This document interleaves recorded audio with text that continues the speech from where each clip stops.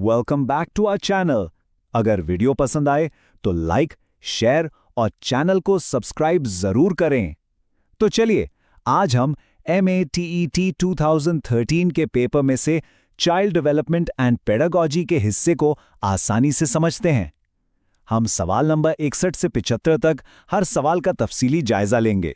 देखिए, हमने इस पूरे एनालिसिस को 4 आसान हिस्सों में बांटा है। पहले हम अर्ली डेवलपमेंट और लर्निंग पर बात करेंगे, फिर असेसमेंट और इंटेलिजेंस थ्योरीज को समझेंगे, उसके बाद टीचिंग मेथड्स देखेंगे और आखिर में सबसे इंपॉर्टेंट एक क्विक रिवीजन करेंगे। तो चलिए शुरू करते हैं हमारे पहले सेक्शन से, जिसमें हम बच्चों की शुरुआती नशोनुमा और सीखने के उसूलों से जुड़े सवालात देखेंगे। सवाल 61 को जरा ध्यान से समझिए। माहिरीन नफ्सियात के मुताबिक बच्चों की जिस्मानी और जहनी नशोनुमा सबसे तेजी से पैदाइश से लेकर 2 साल की उम्र तक होती है। इस स्टेज को हम इन्फेंसी कहते हैं। यह पॉइंट इम्तिहान के लिए बहुत ही इंपॉर्टेंट है। इसे याद रखने की ट्रिक सिंपल है। जिंदगी के पहले 2 साल नशोनुमा सबसे तेज। याद रखें, इन्फेंसी स्टेज में ग्रोथ रेट सबसे ज्यादा होता है। सवाल: माहिरीन नफ्सियात बॉर्डर्ड और रुथवे के मुताबिक बच्चों की नशोनुमा तेजी से होती है पैदाइश से लेकर खाली जगह साल की उम्र तक। इख्तियारात 1, 2, 3, 4। दुरुस्त जवाब इख्तियार 2। अब अगले सवाल को देखते हैं, जिसमें 2 बच्चों का मुकाबला किया गया है। एक बात हमेशा याद रखें कि बच्चे की नशोनुमा पर माहौल का बहुत गहरा असर होता है। भले ही 2 बच्चों की जहानत बिल्कुल एक जैसी हो, जिससे बेहतर माहौल मिलेगा उसकी ग्रोथ भी बेहतर होगी। इसकी ट्रिक सिंपल है, बेहतर माहौल तो बेहतर नशोनुमा। बेहतर डेवलपमेंट के लिए माहौल एक अहम किरदार अदा करता है। सवाल: 2 यकसां जहानत रखने वाले बच्चों की परवरिश, अगर उनमें से एक बच्चे की परवरिश तमाम माहौल में और दूसरे बच्चे की अमीर माहौल में की गई तो इख्तियारात: 1, दोनों की नशोनुमा यकसां होंगी। 2, पहले बच्चे की नशोनुमा दूसरे बच्चे से बेहतर होगी। 3, दूसरे बच्चे की नशोनुमा ज्यादा बेहतर होगी। 4, कोई हतमी राय नहीं दी जा सकती। दुरुस्त जवाब इख्तियार 3, दूसरे बच्चे की नशोनुमा ज्यादा बेहतर होगी। अच्छा, अब आते हैं सवाल नंबर 63 पर। यह पियाजे की थ्योरी से मुताल्लिक है और ये टॉपिक तो एग्जाम में अक्सर आता है। देखिए, पियाजे के कॉग्निटिव डेवलपमेंट के 4 मरहले हैं। इसे याद रखने की ट्रिक है SPCF। उनका पहला मरहला यानी सेंसरी मोटर स्टेज पैदाइश से शुरू होता है, इसलिए ऑप्शन 3 जो कहता है पैदाइश से 2 महीने तक, उनकी थ्योरी का हिस्सा नहीं है। इस पॉइंट को जरूर याद रखें। पियाजे का पहला मरहला पैदाइश से शुरू होता है, उससे पहले से नहीं। सवाल: माहिर नफ्सियात पियाजे के मुताबिक मंदरजा झेल में से किस मरहले में बच्चे की नशोनुमा नहीं होती? इख्तियारात: 1, बोलना सीखने से पहले का मरहला। 2, इस्तिक़रार हमल का मरहला। 3, पैदाइश से लेकर 2 महीने तक। 4, जिस्मानी नशोनुमा के फ़रोग़ का मरहला। दुरुस्त जवाब इख्तियार 3, पैदाइश से लेकर 2 महीने तक। अब देखिए सवाल 64। ये जीन पियाजे के नज़रिए कंस्ट्रक्टिविज्म के बारे में है। उनके मुताबिक बच्चे नन्हे साइंसदान होते हैं जो अमली तजुर्बात से यानी प्रैक्टिकल करके अपना इल्म खुद बनाते हैं। इसलिए अमली तजुर्बात पर जोर देने वाले माहिर पियाजे ही हैं। ट्रिक याद रखिए, पियाजे यानी प्रैक्टिकल। पियाजे का यह मानना था कि बच्चे प्रैक्टिकल एक्सपेरिमेंट से सीखते हैं। सवाल: किस माहिर नफ्सियात ने यह ख्याल पेश किया कि बच्चों में तसव्वुरात की तश्कील के लिए उनको हकीकी तजुर्बात दिए जाएं? इख्तियारात: 1, कोहलबर्ग। 2, ब्रूनर। 3, एंडरसन। 4, पियाजे। दुरुस्त जवाब इख्तियार 4, पियाजे। सवाल 65 ये पूछ रहा है कि बच्चों को पढ़ाने के शुरुआती दौर में हमें क्या नहीं करना चाहिए। देखिए, छोटे बच्चों का अटेंशन स्पैन यानी तवज्जो देने का वक्त बहुत कम होता है, इसलिए स्कूल के औकात को लंबा करना उनके लिए बिल्कुल ठीक नहीं।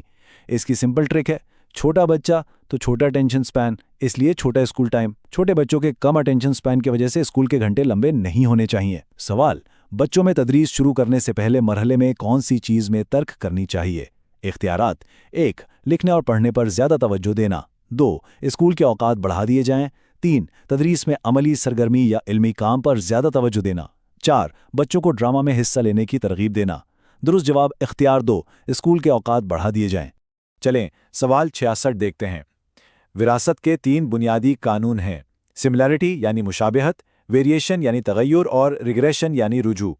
लेकिन असर अंदाजी का कानून या लॉ ऑफ इफेक्ट विरासत का उसूल नहीं है, बल्कि ये थॉर्नडाइक का सीखने या लर्निंग का कानून है।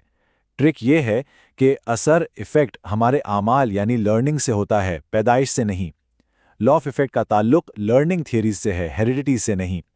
سوال مندرجہ ذیل میں سے کون سا اصول وراثت نہیں ہے؟ اختیارات: 1 قانون مشابہت، 2 قانون تغیر، 3 رجوع کا قانون، 4 اثر اندازی کا قانون۔ درست جواب اختیار 4 اثر اندازی کا قانون۔ ٹھیک ہے، اب ہم آگے بڑھتے ہیں اپنے سیکنڈ سیکشن کی طرف۔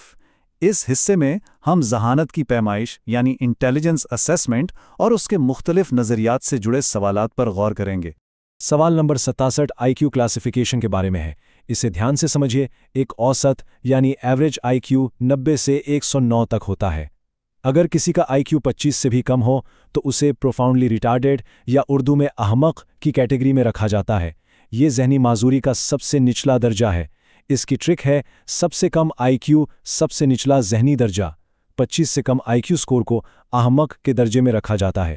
سوال: وہ طالب علم جس کی قدر ذہانت انٹیلیجنٹ کوشنٹ 25 سے کم ہے، اس کی درجہ بندی کس جماعت بندی میں کی جائے گی؟ اختیارات: 1 اوسط، 2 درمیانی، 3 غبی، 4 احمق۔ درست جواب اختیار 4 احمق۔ آئیے دیکھتے ہیں سوال 68۔ یہ سوال امتحان میں اکثر آتا ہے، اس لیے اس کے فارمولا کو اچھی طرح سمجھ لیں۔ آئی کیو معلوم کرنے کا صحیح فارمولا ٹرمن نے دیا تھا۔ ذہنی عمر یعنی مینٹل ایج کو اصلی عمر یعنی کرونولوجیکل ایج سے تقسیم کر کے 100 سے ضرب دینا۔ اس کو یاد رکھنے کی آسان سی ٹرک ہے۔ دماغ یعنی مینٹل ہمیشہ اوپر رہتا ہے، تو فارمولا ہوا m/c × 100۔ آئی کیو کا صحیح فارمولا ہے mental age divided by chronological age کو 100 سے ملٹیپلائی کرنا۔ سوال: امریکی ماہر نفسیات ٹرمن نے قدر ذہانت کے لیے کون سا اصول بنایا تھا؟ اختیارات سلائیڈ پر دیے گئے ہیں۔ درست جواب اختیار 1 قدر ذہانت = ذہنی عمر بائی اصلی عمر ضرب 100۔ سوال 69 کانسیپٹ فارمیشن سے متعلق ہے۔ دیکھیے، تصورات یا کانسیپٹس واضح خیالات ہوتے ہیں، اور زبان پر مہارت حاصل کر کے ہی ہم ان تصورات کو بہتر سمجھ پاتے ہیں۔ اس لیے آپشن 4 جو کہتا ہے کہ زبان دانی سے اس پر عبور نہیں پایا جا سکتا، یہ ایک غلط بیان ہے۔ اس کی ٹرک ہے واضح تصور کے لیے واضح زبان ضروری ہے۔ کانسیپٹس پر مہارت حاصل کرنے کے لیے زبان کا کردار بہت اہم ہے۔ سوال: مندرجہ ذیل میں سے کون سا طریقہ تصور بنانے سے میل نہیں کھاتا؟ اختیارات: 1 حقیقی معلومات یا چیزوں کا ادراک، 2 چیزوں کا تجزیہ کرنا اور چیزوں کو ان کی خصوصیات کے مطابق تصور کرنا، 3 تمام ضابطوں کو بتانا اور عمل تعمیم، 4 تصور کی تشکیل کی مدد سے زبان دانی پر عبور نہیں پایا جا سکتا۔ درست جواب اختیار 4 تصور کی تشکیل کی مدد سے زبان دانی پر عبور نہیں پایا جا سکتا۔ اب سوال 70 دیکھتے ہیں۔ اس میں کچھ خصوصیات دی گئی ہیں جیسے نظم و ضبط اور پڑھنے کا شوق۔ یہ سب کسی شخص کی شخصیت اور مزاج کا حصہ ہوتی ہیں۔ نفسیات میں انہیں اس کی فطرت یا نیچر کہا جاتا ہے۔ ٹرک یہ ہے انسان کی عادتیں اس کی فطرت بن جاتی ہیں۔ نظم و ضبط جیسی خصوصیات انسان کی فطرت کو ظاہر کرتی ہیں۔ سوال: ذیل میں دی گئی خصوصیات مثلاً ذاتی نظم و ضبط، پڑھاکو، تحقیقی ذہن رکھنے والا اور تنگ نظر کس زمرے میں شامل کیا جائے گا؟ اختیارات: 1 پسند اور ناپسندیدگی، 2 فطرت، 3 ذہانت، 4 ظاہری جسمانی۔ درست جواب اختیار 2 فطرت۔ سوال نمبر 71 میں ایویلیویشن کے بارے میں پوچھا گیا ہے۔ تعلیمی نفسیات میں جب کسی سرگرمی یا پروگرام کا جائزہ لے کر کوئی رائے قائم کی جاتی ہے یا کوئی فیصلہ لیا جاتا ہے تو اس عمل کو فیصلہ جاتی قدر پیمائی یا ججمنٹل ایویلیویشن کہتے ہیں۔ اس کی ٹرک یہ ہے جائزہ لے کر فیصلہ کرنا ہی ججمنٹل ایویلیویشن ہے۔ کسی سرگرمی کا تجزیہ کر کے اس کے بارے میں فیصلہ کرنا فیصلہ جاتی قدر پیمائی کہلاتا ہے۔ سوال: ماہرین نفسیات کرمباک ورسوچے کے مطابق کسی بھی سرگرمی کی قدر پیمائی کی جاتی ہے تو اسے ڈیش قدر پیمائی کہتے ہیں۔ اختیارات: 1 عملی قدر پیمائی، 2 فیصلہ جاتی قدر پیمائی، 3 نتیجہ خیز قدر پیمائی، 4 خاص قدر پیمائی۔ درست جواب اختیار 2 فیصلہ جاتی قدر پیمائی۔ سوال 72 CCE پر ہے، جو ایک بہت ہی امپورٹنٹ ٹاپک ہے۔ CCE یعنی مسلسل اور جامع قدر پیمائی کا مقصد بچے کی نشو و نما کے ہر پہلو کو پرکھنا ہے۔ اس میں ذہنی، جذباتی اور حسی یعنی جسمانی ترقی سب شامل ہیں۔ جامع یا کمپریہنسو کا مطلب ہی ہے سب کچھ ایک ساتھ۔ CCE میں بچے کی ذہنی، جذباتی اور حسی یعنی تمام پہلوؤں کی ترقی شامل ہوتی ہے۔ سوال: مسلسل قدر پیمائی اور ذہنی قدر پیمائی سے کیا مراد ہے؟ A طلباء کی ذہنی ترقی کی مسلسل قدر پیمائی، B طلباء کی جذباتی ترقی کی مسلسل قدر پیمائی، C طلباء کی اعصابی خواص خمسہ کی مسلسل قدر پیمائی۔ اختیارات: A صرف A اور B، 2 صرف B اور C، 3 صرف A اور C، 4 A, B اور C۔ درست جواب اختیار 4 A, B اور C۔ اگلا سوال فیکٹس پر بیسڈ ہے۔ جے پی گلفورڈ نے 1959 میں اپنے اسٹرکچر آف انٹلیکٹ ماڈل میں شروع میں ذہانت کے 120 آزاد عوامل پیش کیے تھے۔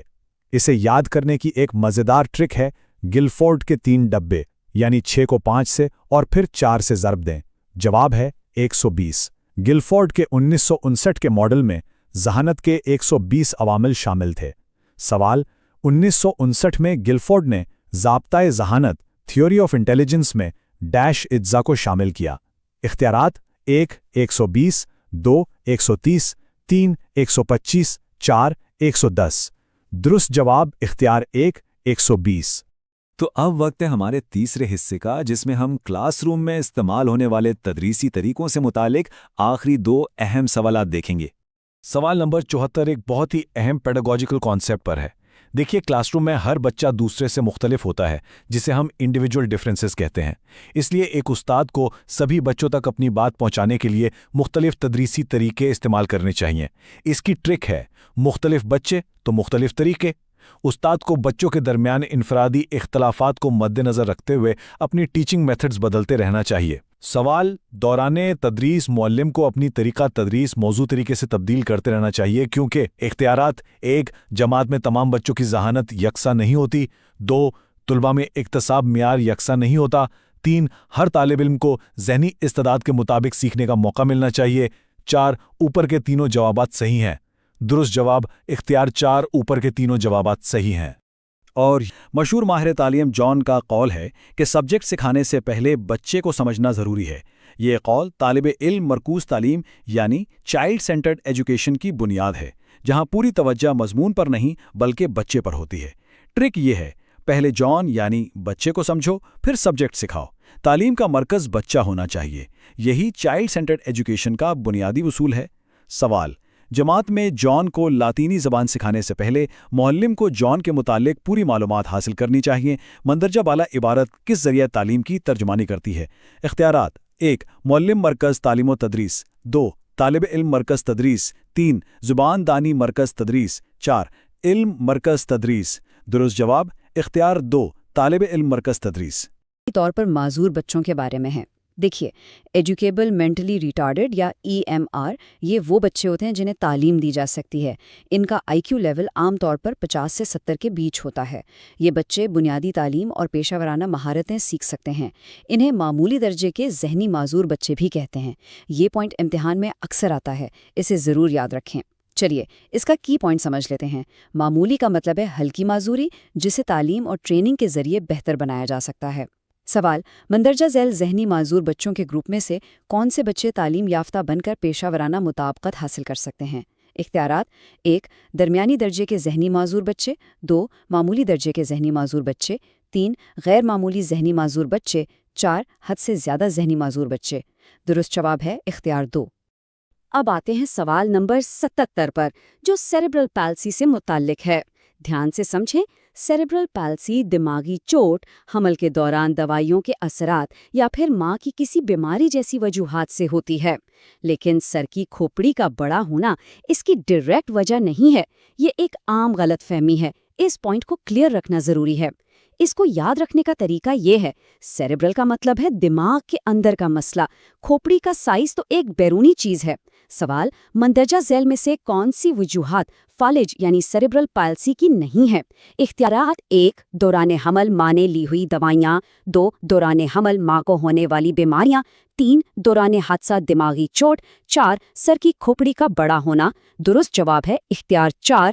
سوال 78 آنکھوں کی حفاظت کے بارے میں ہے۔ دیکھنے میں یہ ایک آسان سوال لگتا ہے، لیکن بہت امپورٹنٹ ہے۔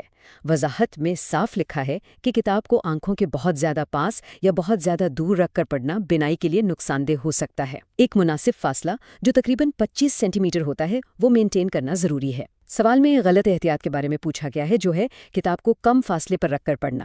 اس کا کی پوائنٹ یہ ہے، پڑھنے کے لیے صحیح فاصلہ 25 سینٹی میٹر ہے، اس سے کم یا زیادہ آنکھوں کو نقصان دے سکتا ہے۔ سوال آنکھوں کی بینائی کو ضائع ہونے سے بچانے کے لیے مندرجہ ذیل کون سی احتیاطی تدابیر کرنی چاہیے؟ اختیارات 1 مقوی غذا کا استعمال کرنا چاہیے، 2. آنکھوں پر براہ راست دھوپ اور روشنی نہیں پڑنے دینا چاہیے. 3. پڑھتے وقت آنکھ سے کتاب کا فاصلہ کم رکھنا چاہیے. 4. آنکھوں کو تناؤ اور تھکن سے بچانا چاہیے. درست جواب ہے اختیار 3. سوال 79 میں ذہنی طور پر معذور بچوں کی ایک اور خصوصیت بتائی گئی ہے. دیکھیے، ان بچوں کو اپنے آس پاس کے ماحول سے جڑنے میں مشکل ہوتی ہے. اسی وجہ سے انہیں عام طور پر حالات حاضرہ یعنی کرنٹ افیئرز کی زیادہ معلومات نہیں ہوتی. یہ پوائنٹ بہت اہم ہے، اسے ضرور یاد رکھیں. اس کا سیدھا سا کی پوائنٹ ہے، ذہنی پسماندگی کا ایک اشارہ آس پاس کی دنیا یعنی کرنٹ افیئرز سے بے خبری ہو سکتی ہے. سوال: مندرجہ ذیل میں سے کون سے بچے ذہنی طور پر معذور بچوں کے زمرے میں آتے ہیں؟ اختیارات: 1. الف کو سماجی مطابقت میں پریشانی ہوتی ہے. 2. بے کو حالات حاضرہ کی معلومات نہیں. 3. جیم کو فنون لطیفہ میں مہارت کم ہے. 4. دال بہت زیادہ احتیاط پسند ہے. درست جواب ہے اختیار 2. سوال نمبر 80 ایک استاد کے لیے بہت ہی اہم ہدایت ہے. ایک استاد کو ذہنی معذور طلبہ کی استعداد پر خاص یعنی ایکسٹرا توجہ نہیں دینی چاہیے. ایسا کرنے سے انہیں غلط فہمی ہو سکتی ہے اور وہ اپنی صلاحیتوں کا صحیح استعمال نہیں کر پاتے. استاد کو بچے کی ذہنی استعداد کے مطابق ہی پڑھانا چاہیے، نہ کہ اس پر غیر ضروری توجہ دے کر اسے الگ محسوس کروانا. یہاں کی پوائنٹ یہ ہے، استاد کو بچے کی کیپیسٹی کو سمجھنا ضروری ہے، ایکسٹرا توجہ دینے سے بچنا چاہیے. سوال: ذہنی معذور طلبات کو استاد کو مندرجہ ذیل میں سے کون سی چیز ترک کرنی چاہیے؟ اختیارات: 1. طلبہ کی تخیل اور خامیوں کو نظر انداز نہیں کرنا چاہیے. 2. مختلف تعلیمی وسائل کا استعمال کرتے وقت بچوں پر دھیان نہیں دینا چاہیے. 3. ذہنی معذور طلبہ پر ان کی ذہنی استعداد پر خاص توجہ نہیں دینا چاہیے. 4. ذہنی معذور طلبہ کو اوپر اٹھانے کے لیے ماہرین نفسیات سے رہبری حاصل کرنی چاہیے. درست جواب ہے اختیار 3.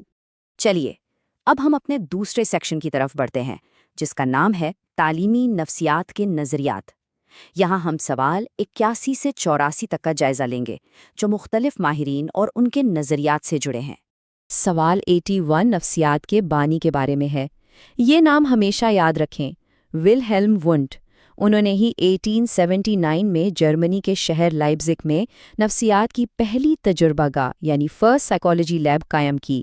انہوں نے جذبات اور احساسات کا سائنسی مطالعہ شروع کیا، جس کی وجہ سے انہیں جدید نفسیات کا بانی یعنی فادر آف ماڈرن سائیکالوجی کہا جاتا ہے. اس کو یاد رکھنے کا آسان طریقہ، نفسیات کی پہلی سائنس لیب وونٹ نے بنائی.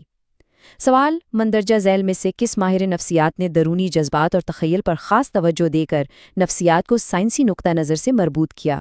اختیارات: 1. Wilhelm won't. 2. Charles Darwin. 3. J B Watson. 4. لائڈ موگن. درست جواب ہے اختیار 1. سوال 82 ایک ماہر نفسیات ولیم بیگلے کے نظریے کے بارے میں ہے. بیگلے نے نظریہ آئیڈیلز یعنی تھیوری آف آئیڈیلز پیش کیا تھا. اس نظریے کا مطلب یہ ہے کہ اچھے اصول اور اقدار یعنی آئیڈیلز ایک سچویشن سے دوسری سچویشن میں منتقل ہو سکتے ہیں. اس کا کی پوائنٹ بہت آسان ہے، یاد رکھیں، بیگلے کے بیگز ہمیشہ آئیڈیلز یعنی اچھے اصولوں سے بھرے ہوتے ہیں. سوال: ماہر نفسیات بیگلے نے مندرجہ ذیل میں سے کون سا نظریہ پیش کیا؟ اختیارات: 1. نظریہ منتقلی آموزش تھیوری آف ٹرانسفر. 2. نظریہ یکساں اجزاء تھیوری آف آئیڈینٹیکل کمپوننٹس. 3. نظریہ تعمیم تھیوری آف جنرلائزیشن. 4. نظریہ آئیڈیلز. درست جواب ہے اختیار 4. سوال نمبر 83 تدریس کے کچھ خاص طریقوں کے بارے میں ہے. تو بیو اسمتھ وہ ماہر ہیں جنہوں نے تدریس کے مخصوص طریقوں کی نشاندہی کی، جن میں سے ایک بیانیہ یعنی ڈسکرپٹیو طریقہ بھی ہے. انہوں نے ہر طریقے کو وضاحت کے ساتھ الگ الگ بیان کیا ہے. اس کا کی پوائنٹ یہ ہے، اسمتھ نے ہر تدریسی طریقے کو الگ الگ کر کے دکھایا. سوال: مندرجہ ذیل میں سے کس نے مخصوص تدریسی طریقوں کی نشاندہی کی ہے؟ اختیارات: 1. Marsha Weil and Bruce Joyce. 2. B O Smith. 3. پرلن شوس. 4. Hilda Taba. درست جواب ہے اختیار 2. اب سوال نمبر 84 دیکھتے ہیں. ماڈل آف اسکول لرننگ ایک بہت ہی مشہور نظریہ ہے. اسے 1963 میں جان بی کیرل نے پیش کیا تھا. دھیان دیجئے، اس ماڈل کا جو سینٹرل آئیڈیا ہے وہ وقت ہے، یعنی ایک طالب علم کسی چیز کو سیکھنے میں کتنا وقت لگاتا ہے. اس کا کی پوائنٹ ہے، اسکول لرننگ میں سب سے اہم رول کیرل کا ہے اور ان کا فوکس وقت پر تھا. سوال: ماڈل آف اسکول لرننگ اس نظریے کا موجد کون ہے؟ اختیارات: 1. شریون. 2. کرامبیک. 3 سوپے، 4 جان بی کیرل۔ درست جواب ہے اختیار 4۔ تو اب ہم آ گئے ہیں اپنے آخری سیکشن پر، تدریسی عمل کے اصول۔ اس میں ہم سوال 85 سے 90 تک ڈسکس کریں گے، جو کہ کلاس روم اور سیکھنے کے عمل سے جڑے ہوئے ہیں۔ سوال 85 ان چیزوں کے بارے میں ہے جو استاد اور طالب علم دونوں پر اثر ڈالتی ہیں۔ دیکھیے کلاس کا ماحول، بچوں کے گروپس، استاد اور طالب علم کی اپنی شخصیت، ان کی موٹیویشن اور استاد کا نظریہ، یہ سبھی چیزیں ایک ساتھ مل کر سیکھنے کے عمل کو متاثر کرتی ہیں۔ اس لیے یہ تمام اجزاء اہم ہیں۔ اس کا کی پوائنٹ یہ ہے، جب ایگزام میں سبھی آپشنز پازیٹیو لگیں تو اکثر آل آف دی ابو یعنی سبھی درست ہوتے ہیں۔ کلاس روم میں ہر چیز اہم ہے۔ سوال، مندرجہ ذیل اجزاء میں سے کون سے اجزاء استاد اور طالب علم پر اثر انداز ہوتے ہیں؟ اختیارات 1 A B C, 2 B C D, 3 A B C D, 4 A C D. درست جواب ہے اختیار 3۔ یہ ایک بہت ہی دلچسپ اور پریکٹیکل سوال ہے۔ جب بچے اسٹیج پر جا کر اپنے ڈائلاگ بھول جاتے ہیں تو اس کی وجہ نہ تو جسمانی تھکن ہوتی ہے اور نہ ہی ذہنی۔ اصل وجہ ہوتی ہے اسٹیج فرائٹ، یعنی ایک شدید جذباتی کیفیت جسے ہم انگلش میں ایموشنل اسٹیٹ کہتے ہیں۔ گھبراہٹ کی وجہ سے ان کا ذہن کام کرنا چھوڑ دیتا ہے۔ اس کا سیدھا سا کی پوائنٹ ہے، اسٹیج پر ایموشنز بے قابو ہو جاتے ہیں اور اسی وجہ سے بچے ڈائلاگ بھول جاتے ہیں۔ سوال، جب اسکول کے طلبہ پہلی بار ڈرامے میں حصہ لیتے ہیں اور اپنے مکالمے بھول جاتے ہیں، ہال کی بھیڑ کو دیکھ کر ایسا اس لیے ہوتا ہے کیونکہ اختیارات 1 جسمانی اور ذہنی تھکن، 2 ربط، 3 دماغی نفرت، 4 جذباتی کیفیت۔ درست جواب ہے اختیار 4۔ سوال 87 کمپینینشپ بیسڈ موٹیویشن یعنی دوستی سے ملنے والی تحریک کے بارے میں ہے۔ کیونکہ انسان ایک سماجی مخلوق ہے، اس لیے دوستی اور تعلقات بنانے کی ضرورت ہمارے معاشرے سے جڑی ہوئی ہے۔ اس لیے دوستی کی بنیاد پر ملنے والی تحریک ایک سماجی تحریک یا سوشل موٹیویشن کہلاتی ہے۔ اس کا کی پوائنٹ، دوست کہاں ہوتے ہیں؟ سوسائٹی میں، اس لیے دوستی سماجی تحریک ہے۔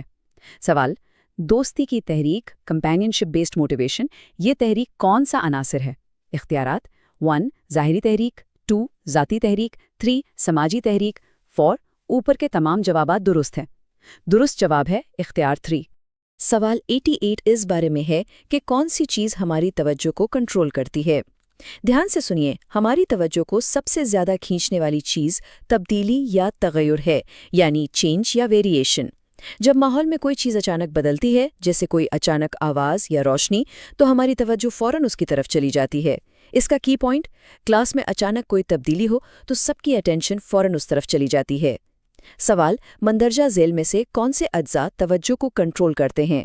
اختیارات 1 دلچسپی، 2 فوری ضرورت، 3 عادت، 4 تبدیلی یا تغیر۔ درست جواب ہے اختیار 4۔ یہ سوال تدریس کے بنیادی مقصد کے بارے میں ہے اور یہ بہت اہم ہے۔ تدریس کا اصل اور سب سے مؤثر مقصد صرف معلومات دینا نہیں ہوتا، بلکہ بچوں میں عملی مہارتیں یعنی سکلز پیدا کرنا ہے۔ علم وہ ہے جو عمل میں آئے اور مہارت کی شکل اختیار کر لے۔ اس کا کی پوائنٹ ہے، صرف انفارمیشن دینا کافی نہیں، اصل تدریس بچے کو اسکلفل بناتی ہے۔ سوال، مندرجہ ذیل میں سے کون سے اجزاء تدریسی عمل میں مؤثر رول ادا کرتے ہیں؟ اختیارات 1 نئی معلومات دینا، 2 مہارت کو سکھانا، 3 خیالات کو تحریک دینا، 4 جذباتی نشوونما۔ درست جواب ہے اختیار 2۔ اور یہ ہے ہمارا آخری سوال نمبر 90۔ یہ تحریری نکات میں غلطیوں سے متعلق ہے۔ جب ہم تدریسی مقاصد لکھتے ہیں تو انہیں صاف اور الگ الگ لکھنا چاہیے۔ مقاصد اور مہارت سے جڑی تبدیلیوں کو ایک ہی پوائنٹ میں لکھ دینا ایک غلط عمل ہے۔ ہر مقصد اور ہر مہارت کو الگ الگ وضاحت کے ساتھ لکھا جانا چاہیے۔ اس کا کی پوائنٹ ہے، مقاصد ہمیشہ پوائنٹ ٹو پوائنٹ واضح ہونے چاہیے، سب کچھ ایک ہی جگہ مکس کرنا غلط ہے۔ سوال، مندرجہ ذیل میں سے کون سے نکات تحریری زمرے میں غلط شمار کیے جائیں گے؟ اختیارات 1 برتاؤ میں تبدیلی ظاہری طور پر نظر آنی چاہیے، 2 خیالوں اور خامیوں کو پوری طرح واضح ہونا چاہیے، 3 مہارت میں جو تبدیلیاں چاہیے وہ ایک ہی جگہ میں لکھی ہونی چاہیے، 4 خصوصی مہارت کو وضاحت کے ساتھ لکھنا غلط طریقہ ہے۔ درست جواب ہے اختیار 3۔ تو یہ 3 آپ ضرور MATET کلیئر کر سکتے ہیں، بس کنسسٹنسی رکھیں۔